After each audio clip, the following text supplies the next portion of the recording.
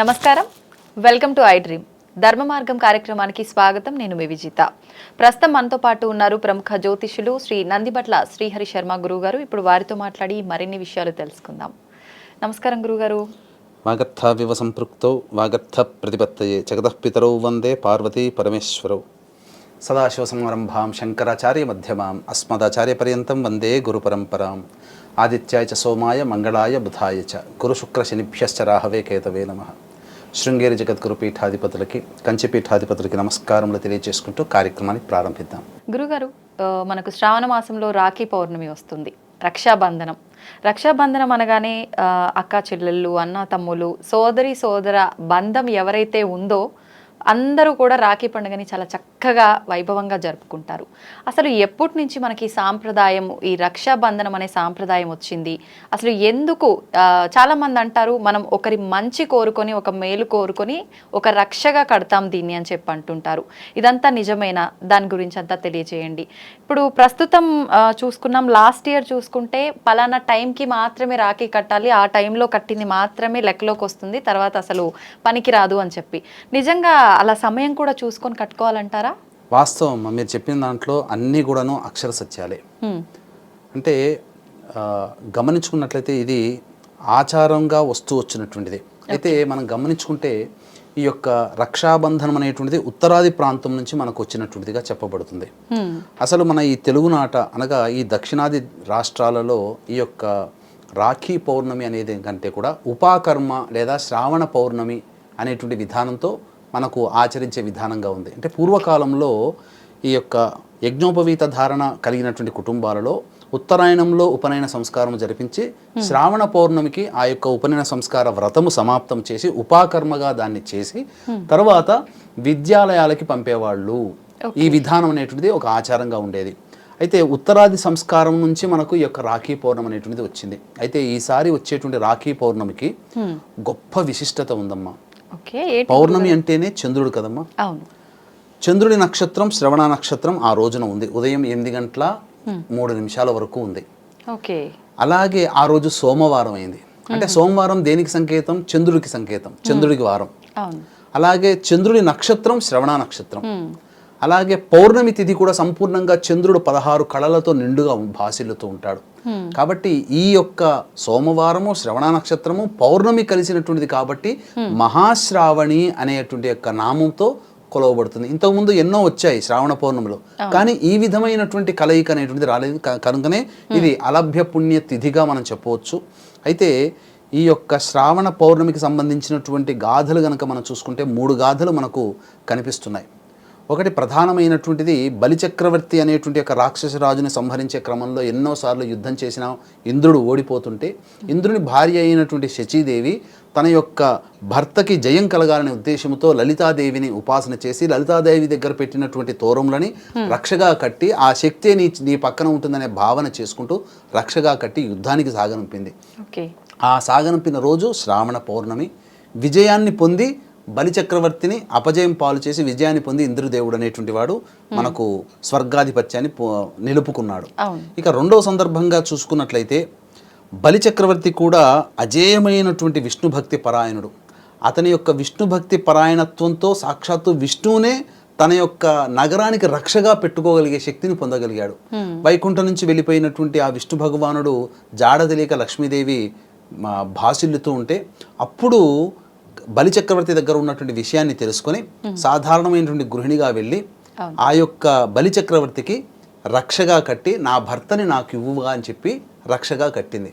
అంతటా వచ్చిన అమ్మాయి సాక్షాత్తు మహాలక్ష్మి అని భావించి తిరిగి ఇచ్చినటువంటి వాగ్దానం చేత మళ్ళీ విష్ణు భగవాన్ని లక్ష్మీదేవికి ఇచ్చి పంపించారు. ఆ రోజు శ్రావణ పౌర్ణమి. అందుకనే రక్షగా కట్టేటప్పుడు ఏం చదివింది ఆ లక్ష్మీ అమ్మవారు అంటే ఏన బద్ధో బలో రాజు అని చెప్పి మనకు ఈ యొక్క సంస్కృత శ్లోకం ఉంటుంది. కానీ దాని యొక్క మీనింగ్ తెలుసుకొని కనుక మనం సోదరుని కనుక రక్షగా కడితే చాలా ఫలితం ఉంటుంది. ఏముంటుంది? బలిచక్రవర్తి అంతటి రాక్షసుడి యొక్క శక్తిని బంధించిన దానా అంటే ఆ యొక్క తోరం కట్టడం వల్ల ఆ యొక్క బలిచక్రవర్తి శక్తిని ఆపగలిగింది ఆ తోర ప్రభావం. అటువంటి బలిచక్రవర్తి యొక్క శక్తిని నీవు బంధించగలిగినావు.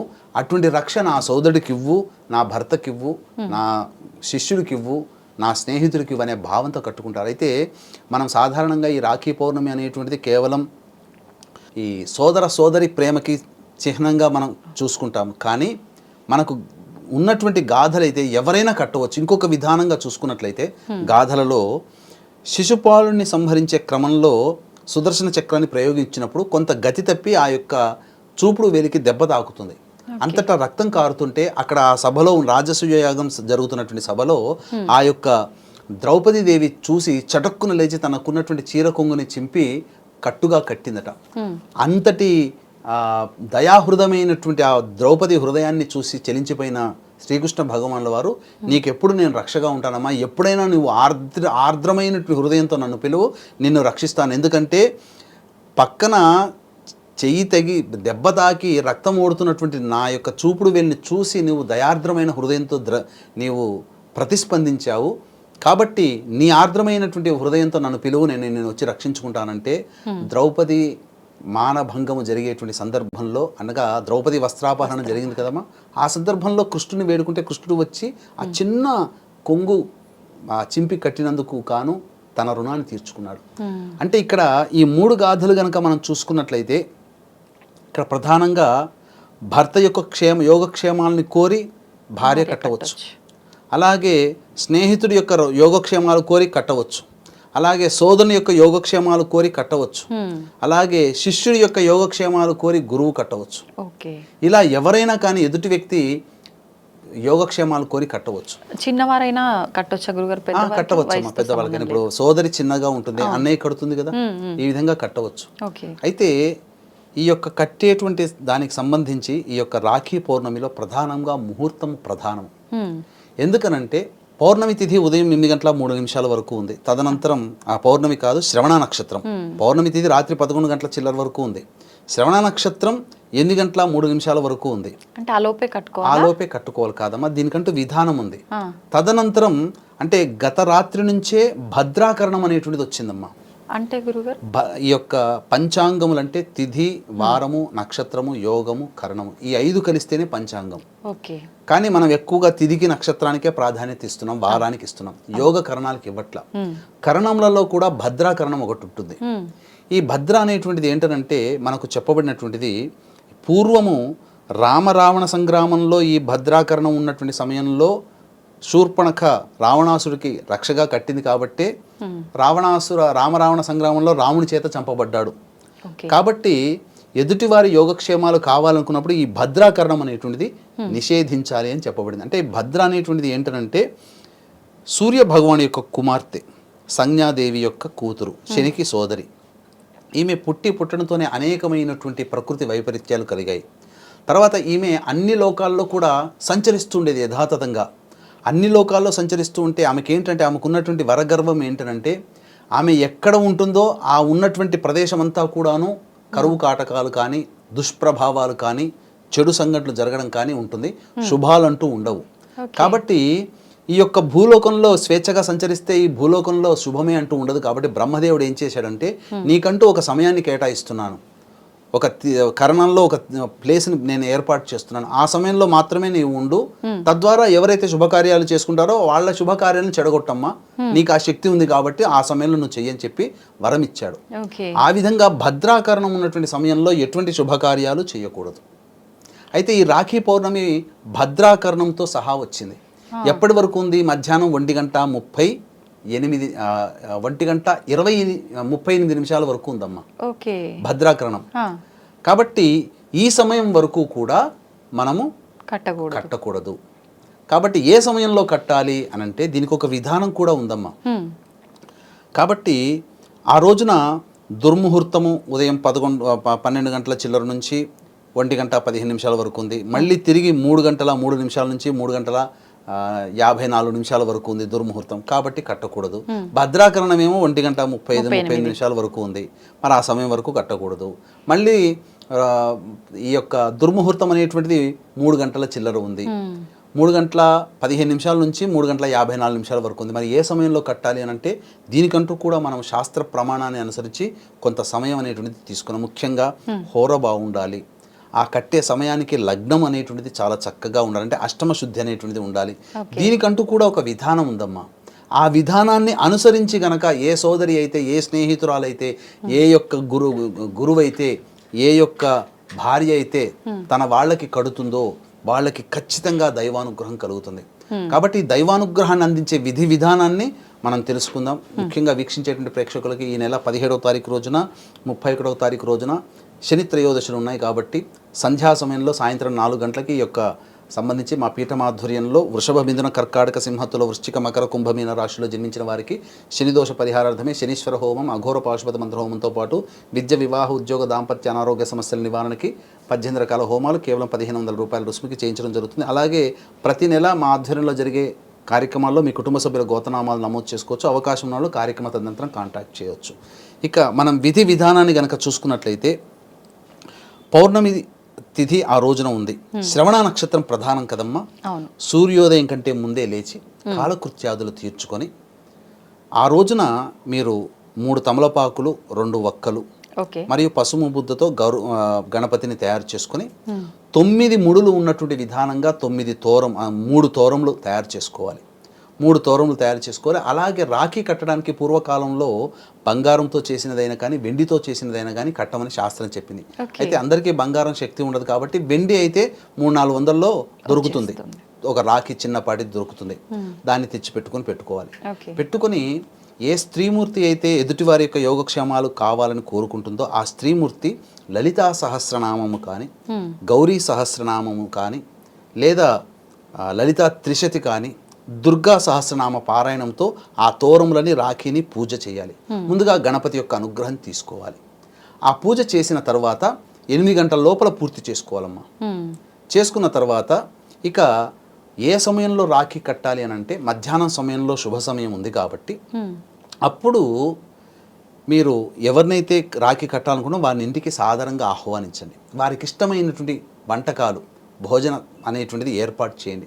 భోజనం ఏర్పాటు చేసిన తర్వాత అప్పుడు తూర్పు ముఖంగా ఆ వ్యక్తి కూర్చోవాలి. సోదరుడా, భర్త, శిష్యుడా, స్నేహితుడా, తూర్పు ముఖంగా కూర్చొని అప్పుడు ప్లేట్లో 2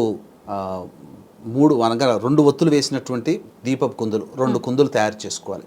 నువ్వుల నూనె వేసి లేదా ఆవు నెయ్యితో దీపారాధన చేయాలి. అలాగే తమలపాకు, 2 వక్కలు కూడా పెట్టుకోవాలి. అందులో పెట్టుకున్న తర్వాత అప్పుడు భోజనం అంతా అయిపోయిన తర్వాత ఈ విధమైన ప్రక్రియ చేయాలమ్మా. చేసిన తర్వాత తూర్పు ముఖంగా కూర్చుంటాడు కదా, అప్పుడు ఆ తూర్పు ముఖంగా కూర్చున్నప్పుడు మంగళహారతి అద్దాలి. మనం దీపావళి పండుగ పూజలో హారతులు ఎట్లా ఇస్తామో ఆ విధంగా మంగళహారతులు ఇచ్చిన తర్వాత అప్పుడు ఒక పోక చెక్క తీసుకోవాలి. తీసుకొని కుడివైపు నుంచి ఎడమ వైపుగా అతనికి ఉన్నటువంటి దిష్టి పోవాలనే ఉద్దేశంతో తిప్పి ఆ ఒక్క పక్కకు పెట్టేయాలి. ఇంకొక వక్క తీసుకొని మళ్ళీ ఎడమ వైపు నుంచి కుడివైపుకి ఇలా తిప్పి ఆ ఒక్కని పక్కకు పెట్టేసేయాలి. పెట్టేసిన తర్వాత అప్పుడు సూర్యోదయం తర్వాత మనం పూజ చేసుకున్నారు కదా, ఆ యొక్క 3 తోరములు ఉన్న వాటిని ఆ యొక్క రక్షగా కట్టాలి. ఆ యొక్క గుడి చేతికి కట్టాలి. కడుతూ బలిచక్రవర్తి అంతటి మహాశక్తివంతుణ్ణే బంధించిన ఓ రక్ష, నీవు కూడా నా సోదరుడికి లేదా నా భర్తకి లేదా నా శిష్యుడికి లేదా నా స్నేహితుడికి అంతే శక్తిని ఇవ్వు, అంతటి శక్తిని ప్రసాదించు అని చెప్పే భావంతో కడుతూ తర్వాత తాను తెచ్చినటువంటి వెండి రాఖీని కట్టాలి. కట్టి ఆ యొక్క సోదరుడికి ఇష్టమైనటువంటి తీపి పదార్థాన్ని నోట్లో పెట్టాలి. ఈ విధంగా చేసిన తర్వాత తనకన్నా సోదరుడు పెద్దవాడిన భర్త ఆశీర్వచనం భార్య తీసుకోవాలి, లేదా సోదరుడు పెద్దవాడితే సోదరుని ఆశీర్వచనం. శిష్యునికి కడతాడు కదా గురువు కాబట్టి గురువు ఆశీర్వచనం శిష్యుడు తీసుకోవాలి. స్నేహితులు కాబట్టి ఆలింగనం చేసుకుంటే సరిపోతుంది. ఈ విధంగా చేయాలమ్మా. అప్పుడు తాను ఎవరైతే తనకి రక్ష కట్టారో ఆ రక్ష కట్టినటువంటి వ్యక్తికి కట్టించుకున్నటువంటి వ్యక్తి బహుమానాలు ఇవ్వాలి. ఆ స్త్రీని సంతోష పెట్టాలి. ఆనందపడే విధంగా తనకిష్టమైనటువంటి బహుమానం ఏదైనా తెచ్చి ఇవ్వాలి. ఈ విధంగా చేసినట్లయితే 1 సంవత్సరం పొడుగు ఈ యొక్క శక్తి అందులో రక్షలో ఇమిడి ఉంటుంది. ఎటువంటి దుష్ట శక్తులన్నీ కూడా దరిచేరవు. అంటే అది సంవత్సరం దాకా ఉంచాలా చేతికే? సంవత్సరం దాకా ఉంచుకునే వాళ్ళు, వ్రతాలు చేసే వాళ్ళు ఉంచుకుంటారమ్మా. కొన్ని వ్రతాలు చేసేవాళ్ళు నియమంగా ప్రకారం ఉన్న వాళ్ళు ఉంచుకుంటారు. ఇప్పుడు మీకు కాత్యాయని వ్రతం చేస్తారు కదమ్మా, కట్టినటువంటి తోరము మొత్తం మళ్ళీ వచ్చే సంవత్సరం వరకు కూడా ఉంచుకునే వాళ్ళు ఉన్నారు. కొన్ని వ్రతాల్లో ఆ విధంగా రక్షగా ఉంచుకునే వాళ్ళు ఉన్నారు. కాబట్టి ఇప్పుడు నేను పెట్టుకున్నటువంటిది 2019లో ఉజ్జయినిలో పెట్టుకున్న రక్ష ఇది. ఇప్పటి వరకు మళ్ళీ ఉజ్జయిని పోయినప్పుడే తీసి మళ్ళీ అక్కడ ఇంకో రక్ష పెట్టుకుంటాను. మీరు రక్ష కట్టాలని మీ హ్యాండ్ చూపిస్తుంటే నేను అడుగుదాం అనుకున్నా మీరు ఇన్ని ఎందుకు కట్టుకున్నారని, మీరే చెప్తున్నారు. ఉజ్జయినిలో కాళేశ్వరుని దగ్గర కట్టుకున్న రక్షమ్మ ఇది. కాబట్టి ఖచ్చితంగా ఆ రక్ష ప్రభావం అనేటువంటిది మనిషికి అందుతుంది. ఇవి మనకు తార్కాణాలు రక్ష కట్టడం వల్ల వచ్చిన ఉపయోగాలు. కాబట్టి ఈ విధమైనటువంటి విధానంతో చేయండి. మరి ఏ సమయంలో కట్టాలి? మనం సమయం మర్చిపోయాం కదా. సమయం ఏ సమయం అనంటే 1:03 నుంచి 2:03 వరకు చంద్రహోర ఉంది.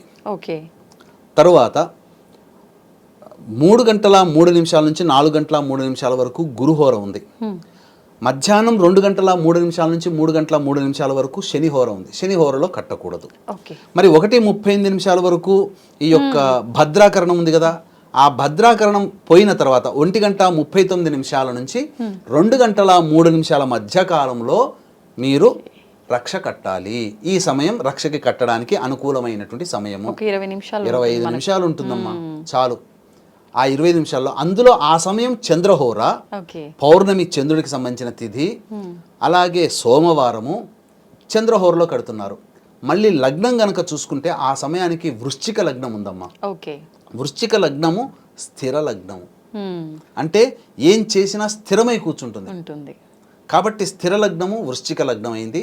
లగ్నాధిపతి అయినటువంటి కుజుడు చూస్తున్నాడు, అలాగే గురుడు కూడా లగ్నాన్ని చూస్తున్నాడు. శుభమంగళకరుడైనటువంటి గురువు లగ్నాన్ని చూస్తున్నాడు. పైగా ఆ లగ్నానికి అష్టమ శుద్ధి ఉంది. అష్టమ శుద్ధి అంటే ఏంటంటే ఏ మంచి పని చేసినా జన్మ లగ్నానికి కానీ లేదా ముహూర్త లగ్నానికి అష్టమ శుద్ధి అనేటువంటిది ఉండాలి. ఉంటే గనక ఆ చేసిన పనికి బలం పెరుగుతుంది, దాని యొక్క ఆయుష్ పెరుగుతుంది. కాబట్టి ముహూర్తానికి ఎంతటి బలం ఉందంటేనమ్మా, సరైన సమయానికి గనక విద్యారణ్య మహర్షుల వారు సూచించిన సమయానికి గనక రాజ్యస్థాపన గనక చేసి ఉంటే ఈనాటికి వారు కూడా రాయల వారి యొక్క వంశంలో మన పరిపాలనలో ఉండేవాళ్ళం. సమయానికి చేయలేదు కాబట్టే అక్కడ ముహూర్త బలము లేకపోవడం వల్ల 400 ఏళ్లే పరిపాలించారు. కాబట్టి ముహూర్తానికి అంతటి గొప్ప ప్రాధాన్యత అనేటువంటిది ఉంది. కాబట్టి వీక్షించేటువంటి ఐడ్రీమ్ ప్రేక్షకులు కూడా 1:35 నుంచి 2:03 మధ్య కాలంలో ఉన్న సమయము అమూల్యమైనటువంటి సమయముగా భావిస్తూ ఆ సమయంలో రక్షగా కట్టండి సోదరుడికి. తప్పకుండా మీకు అన్ని శుభాలు కలుగుతాయని చెప్పడంలో ఏమాత్రం సందేహం లేదు. అప్పుడు తప్పితే మళ్ళీ ఇంకా సమయం లేదా గురుగారు? సమయం అంటూ ఏమీ లేదమ్మా. తర్వాత 3:15 నుంచి ఎలాగో వర్జం ప్రారంభమవుతుంది, మళ్ళీ దుర్ముహూర్తం ప్రారంభమవుతుంది. కాబట్టి 3:03 నుంచి 3:15 12 నిమిషాల మధ్యకాలం గురుహోరలో ఉంటారు. కాబట్టి ఆ సమయం చేయవచ్చు మధ్యాహ్నం. ఇది తప్పితే ఇంకా మళ్ళీ సమయం లేదమ్మా. గ్రహాలు కూడా అనుకూలించాలి కదా, అలాగే కట్టే సమయం కూడా మంచిదై ఉండాలి. ఎలాగో ఇంటికి సోదరుని భోజనానికి పిలుస్తారు, ఆ విధంగా కట్టండి. సంతోషం గురుగారు. నిజంగా అంటుంటారు ముహూర్తము, నేను విన్నంత వరకు లాస్ట్ ఇయర్ అనుకుంటా, ఈ టైం నుంచి ఈ టైంకి మాత్రమే రాఖీ కట్టాలంట, ఆ టైం మించిపోతే కట్టకూడదంట, కీడంట అని చెప్పంటే మీరు మీ చాదస్తం అనే టైప్లో ప్రతి ఒక్కరం కూడా అనుకున్నాం. కానీ ఇప్పుడు మీరు చెప్పింది వింటే అనిపించింది నిజంగా ఇంత బలం ఉంటుందా ముహూర్తానికి అని. చాలా బలం ఉంటుందమ్మా, చాలా బలం ఉంటుంది. కాబట్టి తెలుసుకోలేకపోతున్నాము. ఈ రోజున మీరు చూడండి, భవిష్యత్తులో ఒక మంచి వీడియో కూడా చేద్దాం. ఎందుకంటే ఈ క్రోధినామ సంవత్సరంలో అనేక రకాలైనటువంటి దుష్ప్రభావాలు, ప్రకృతి వైపరీత్యాలు, యుద్ధ వాతావరణాలు పెరుగుతున్నాయి. ఎందుకు పెరుగుతున్నాయి, రేపు వచ్చే మార్చిలో కల్లా ఏ విధమైనటువంటి పరిస్థితులు ఎదురవుతాయి అనేటువంటిది కూడా మనం భవిష్యత్తులో చెప్పుకుందాం. ధన్యవాదాలు గురుగారు. సర్వం శ్రీ ఉమామహేశ్వర పరబ్రహ్మార్పణమస్తు.